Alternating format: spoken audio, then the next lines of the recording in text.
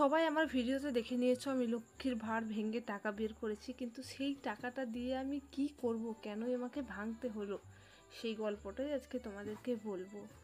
তো চলো ভিডিওটা দেখতে থাকো।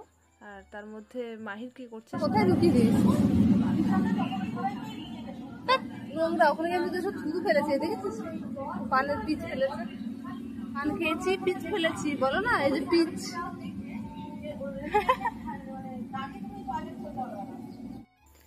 তো যাই হোক, মাহিরকে পানের পিচের সঙ্গে ইন্ট্রোডিউস করে দিয়েছি। ও অ্যাকচুয়ালি বহুরূপী সিনেমার যে ডায়লগটা ফেমাস হয়েছিল সেটা ওর পুরোপুরি মুখস্থ, তাই ও পিচ শব্দটা খুব ভালোভাবে জানে, তাই ওকে সেটা বললাম।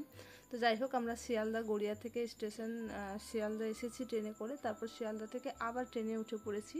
ট্রেনে করে এখন যাচ্ছি, আমাদের গন্তব্যস্থল হচ্ছে রানাঘাট। রানাঘাট আমাদের গড়িয়া থেকে রাস্তা টোটাল হচ্ছে প্রায় 2.5 ঘন্টা, মানে আমাদের গড়িয়া থেকে শিয়ালদা আসতে আধা ঘন্টা, আর শিয়ালদা থেকে রানাঘাট আসতে অলমোস্ট 2 ঘন্টা। মানে আমরা 3টের সময় শিয়ালদায় ট্রেন ধরেছি, রানাঘাট স্পেশাল লোকাল, তো সেটা আমাদেরকে অলমোস্ট 5টার সময় নামাবে। তো ট্রেনে উঠে মনে হচ্ছিল সত্যি কি এতটা জার্নি করে আমার আসাটা খুব দরকার ছিল কি, এই দোকানেই আমাকে আসতে হতো। হ্যাঁ, আমি অ্যাকচুয়ালি যাচ্ছি সোনার দোকানে, রানাঘাট সোনার দোকান। দোকানটার নাম হচ্ছে রানী জুয়েলার্স। তো আমি ওদের পেজটা ফেসবুকে খুব ভালোভাবে ফলো করি, প্রত্যেকটা ভিডিও দেখি, প্রত্যেকটা ডিজাইন দেখি, এবং সেটা খুব কম ওয়েটে, তাই আমার এখানে আসার খুব ইচ্ছা ছিল। তো অবশেষে অপেক্ষার অবসান ঘটেছে, রানাঘাটের মাটিতে পা দিয়েছি খুব কষ্ট করে, আমাদের অবস্থা তো দেখলেই খুব খারাপ। তো এই যে দোকানটা ছিল স্টেশনের খুবই কাছাকাছি, প্রায় 30 সেকেন্ডের মতো রাস্তা। তো আমরা এই যে দোকানের কাছে চলে এসেছি।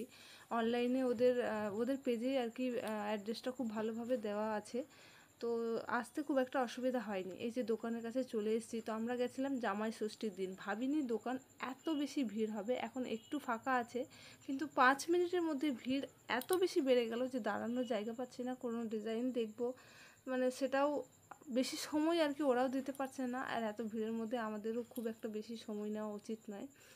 তো আমি এর ভিড়ের মধ্যে দেখে নিয়েছি, একটা জিনিস নিয়েছি, একটা কানের নিয়েছি, আর এই যে চিকটা নিয়েছি।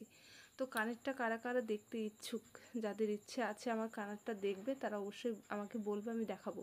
আর এটা আমাকে একটা লাস্টে গিফট দিয়েছিল ওরা, এত দূর থেকে আমি জার্নি করে এসেছিলাম বলে। তারপর ওখানে খুব বেশি সময় আমরা নষ্ট করিনি, এখানে স্টেশনে আবার চলে এসেছি। তো অনেকক্ষণ খাওয়া দাওয়া নেই, খাবার কিনে নিয়েছি, আর ট্রেনেও উঠে পড়েছি। এখন শিয়ালদা যাব। তো মাহির তো দুপুরে 2-3 ঘন্টা ঘুমায়, আজকে তো ঘুমটা হয়নি, সে এত গরমের মধ্যে এত ভিড়ের মধ্যেও আমার কোলের মধ্যে ঘুমিয়ে পড়েছে।